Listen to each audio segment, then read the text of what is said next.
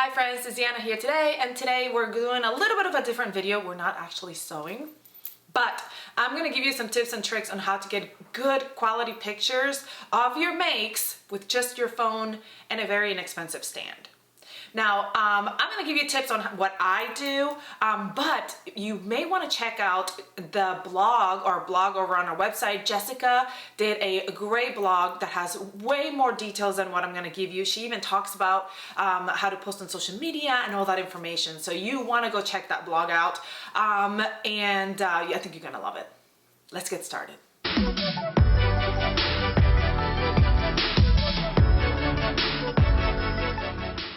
All right, friends, let's get started. So the first thing I'm going to talk about is the fact that you don't really need a super awesome high definition camera to be able to take some good pictures. The main thing is that you need to focus on is the lighting. When it comes to taking pictures, really the lighting that you're going to have for the picture, it's going to be the most important thing, especially if you're using something like your phone. When you take a picture with your phone and there's not as much lighting, the phone can't capture all the details, so it gets a little grainy and it doesn't look as good. So one thing to consider before anything else is what kind of lighting you have. Now, another thing to consider, and we'll talk more about lighting and stuff like that in a minute, but the first thing that's gonna help with the lighting issues, and it's gonna help with all that stuff if you're using your phone, which is what I'm talking about today, is to clean out your lens. You know, a lot of times we use our phone, we touch our lens, we put it in our purse, and we don't realize that there is dust in our lens or makeup or, you know, all kinds of stuff on there, or smudges or whatever. And sometimes, honestly, that is a reason why you don't get such a sharp picture. There's been times where I take pictures and I'm like, oh, these don't look so great. And then I wipe the lens because I had forgotten to wipe the lens, and I'm like, oh, that's why. So that before I go anywhere else, that is so important that you make sure every time when you're gonna take that picture, wipe that lens with some cloth. I just did it with my double brush poly dress, but anyway, with some cloth or something that's going to just wipe off all that excess dirt, or even just, you know, when I'm outside taking pictures at this time of year, there's pollen, there's all that stuff that just kind of wants to stick to the lens. Just wipe it off. If you're taking selfie mode, you wipe off the front, and that will help. But mostly, don't do the front camera. The selfie mode gets a little bit less quality, so the front camera really is the best way to go. Since we're talking about phones, I'm going to tell you that one of the greatest things that you can do is to figure out what kind of settings your camera has on your phone. As phones have gotten better over the years, they've got more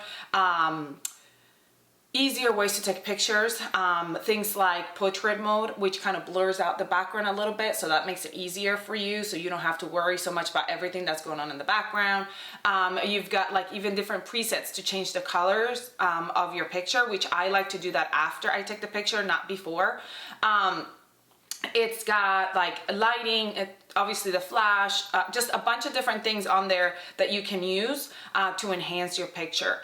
I always say they'll try to go as natural as possible. I do like to use a portrait mode, but it's not, I don't turn it up too high because then it starts looking a little blurry. So you want to try to make it as natural as possible, but for it to look good. All right, I figured I'd show you my stand. This is the stand I use, and I grabbed it from Amazon. I'll try to add a link on the info box below. It's a very inexpensive one. It's nothing super special. Mine is actually, one of the legs is broken. It also came with a remote. Now, for my phone, when I take pictures, I actually use my Apple Watch because I can see, it shows me what is going to picture on it. So it's easier for me to like look at it and snap the picture from my watch and do a 3-second timer and take the picture. But if you don't have that capability, this stand and some other stands, or even you can just buy it by itself, they have little Wi-Fi automated Wi-Fi remotes that you can snap pictures with, and you connect it to your phone and you just click and shoot. So that's always a great way to go, and they're also very inexpensive. When you're looking for a stand, what you want to look for is something that you can carry around with you, especially if you're going to go into a different location. I like to take, my stand is broken, so it keeps trying to fall over. Okay, I like to take my stand with me, like if I'm going somewhere, like on what is the word? Unseen? On whatever. Anyway, if I find a place that matches my outfit, if I'm wearing something elegant and I want to take it behind, in front of a courthouse or a big church or something like that, or downtown, these little stands are so easy to just fold up and put in your bag. And I would fold it up and show you, but like I said, maybe I will. See that leg right there? That one's the one's not broken. I just need to fix it. So anyway, it folds up really nicely. It's tiny and you can carry it with you everywhere you go. You can put it in a bag and then it's not like you're like carrying this big old thing. So those are really, really nice. And then this one goes up like different heights, and it's got the little legs here. One broken one. It doesn't usually come broken. I just broke it.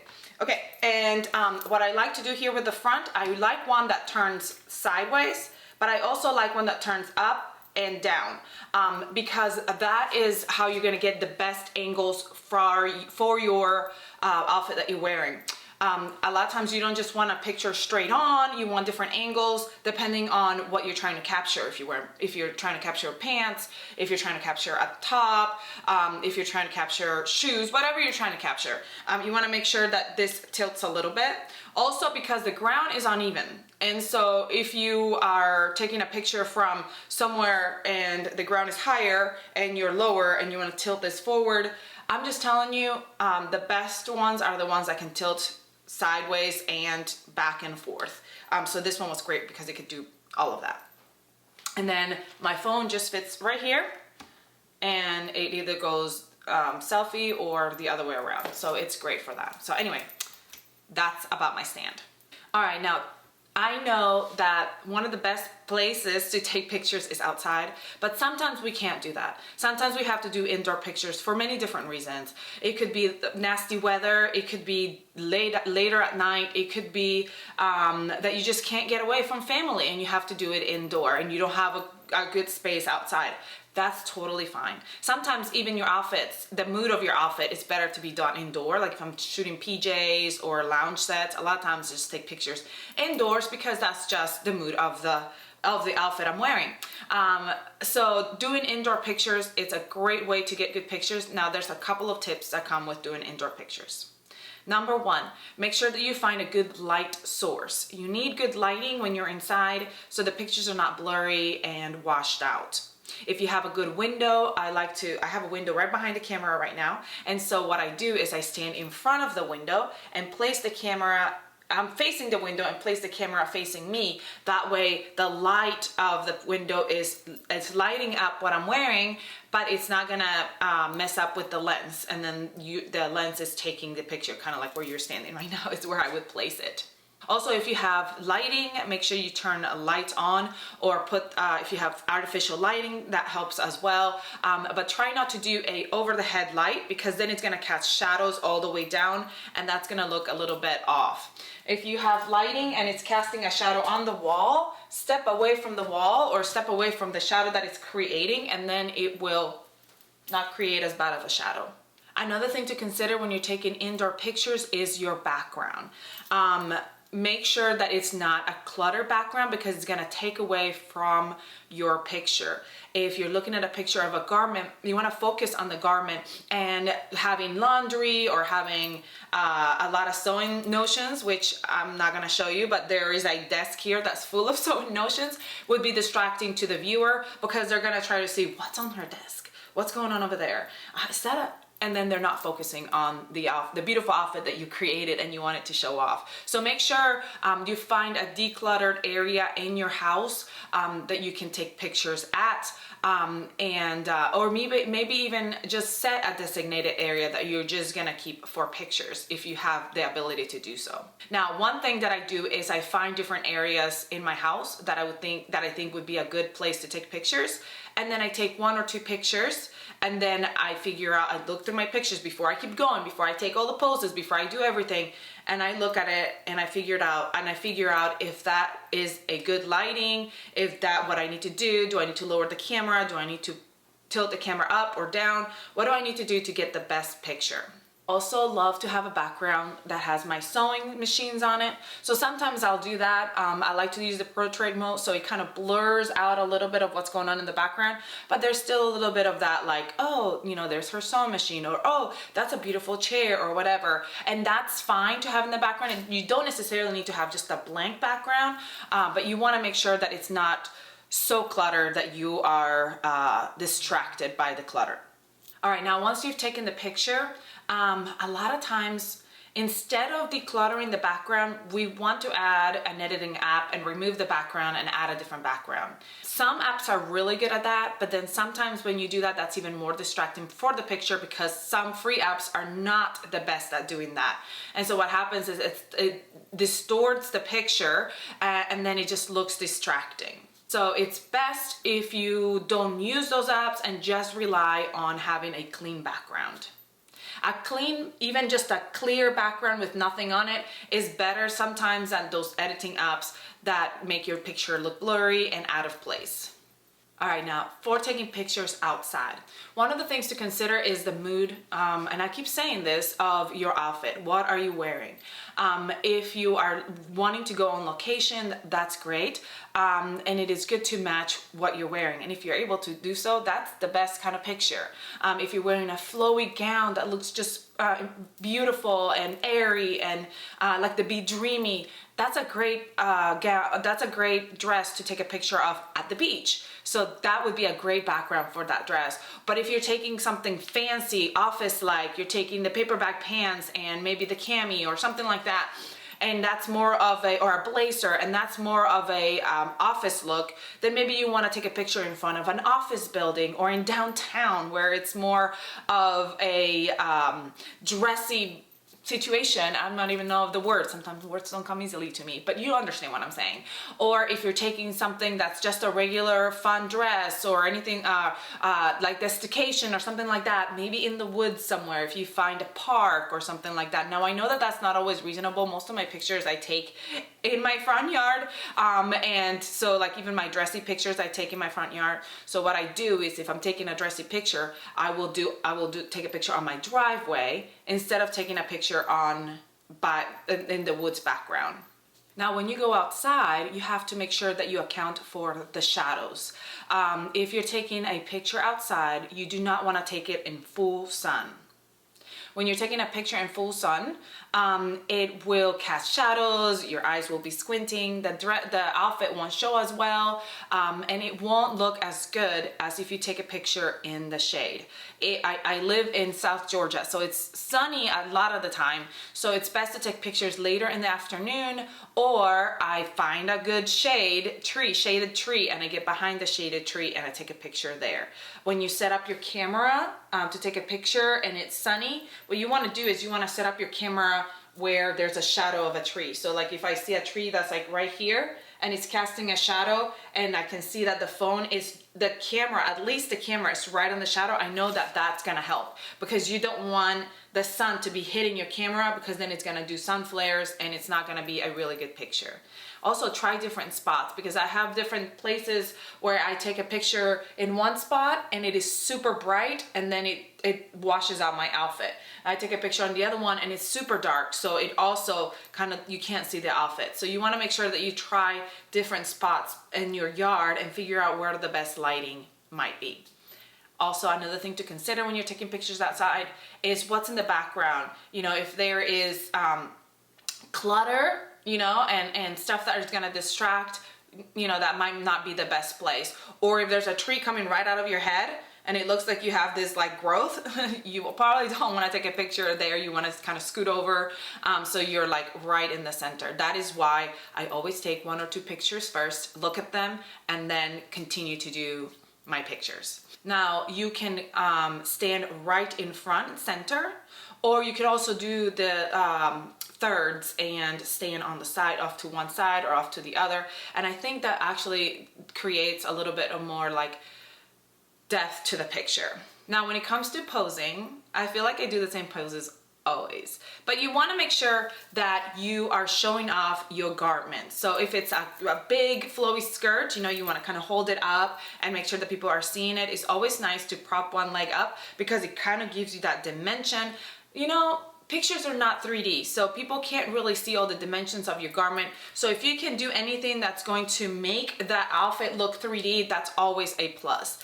I like to do like kind of prop up and stand up straight because that also shows off the garment a lot better.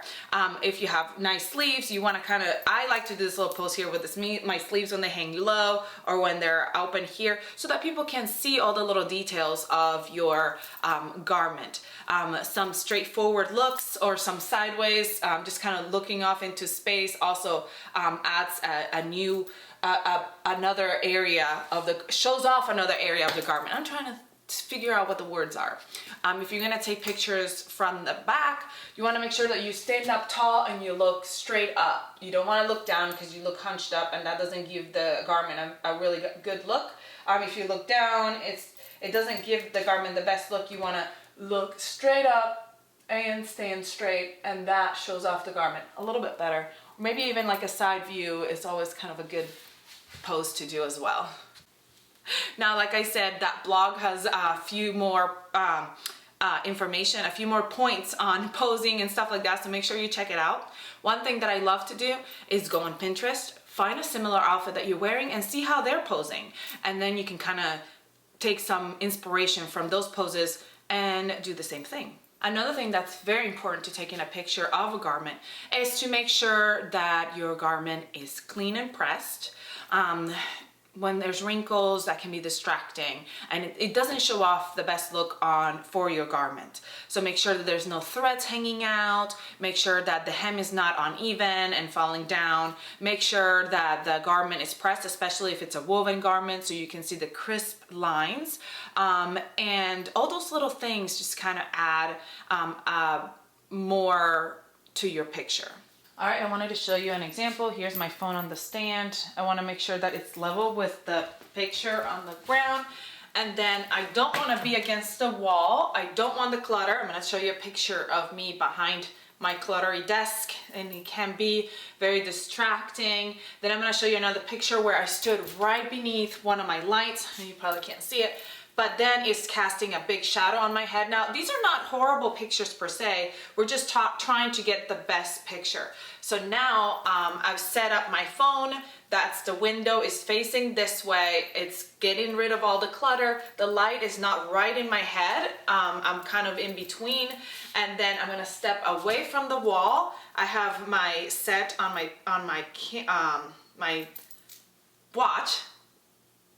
And then I take a picture. I do, like I said, like to kind of be more three-dimensional with my stand. Even if I just look off into the distance, or, you know, just like make sure you smile. A cute little smile goes a long way. This is another area in my house where I like to take pictures. I've got this set up kind of cutesy here. The reason why this works is because there is no light coming right intensely through this window. I've got, the sun comes up that way and it goes around. So when the sun is shining through this window, it casts shadows. So it's not the best to take pictures in here when the sun is going right through it, because it makes it really dark picture. But when there's no bright sun, it's just casting a soft light, it's a great space to take a picture. I also have other windows and some good lighting, so it makes it a good space. So we're gonna take another picture here.